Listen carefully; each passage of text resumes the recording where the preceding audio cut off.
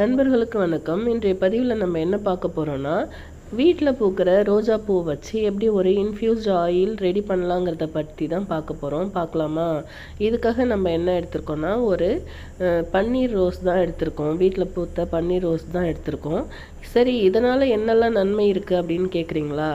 இந்த ஆயில் வந்துட்டு ஹெட் மசாஜாக கொடுக்கும்போது உங்களுக்கு ரிலாக்ஸேஷனாக உணர்வீங்க, ஸ்ட்ரெஸ் ஃப்ரீயாக இருப்பீங்க.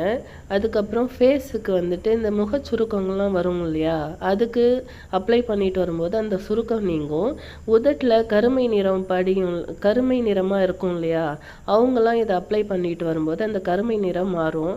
நம்மளில் பல பேர் என்ன பண்ணுவோம், 2 நாள் 3 நாள் தடவுவோம், அதுக்கப்புறம் விட்டுடுவோம். அப்புறம் இது யூஸ் இல்லைன்னு சொல்லிடுவோம். ஆனால் இதை நீங்கள் ரெகுலராக பயன்படுத்திக்கிட்டு வரும்போது இதனோட பயனை நீங்கள் உணர்வீங்க.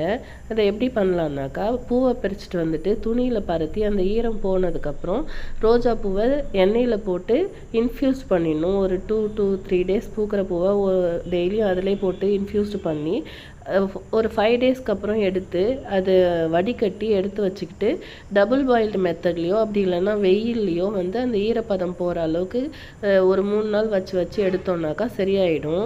அதுக்கப்புறம் எடுத்து நம்ம ஃபேஸில் அப்ளை பண்ணிக்கிட்டு வரும்போது கண்டிப்பாக மாற்றத்தை உணர்வீங்க. நீங்களும் உங்கள் வீட்டில் பூக்கிற பூவை வேஸ்ட் பண்ணாமல் இந்த மாதிரி ட்ரை பண்ணி பாருங்கள் மக்களே.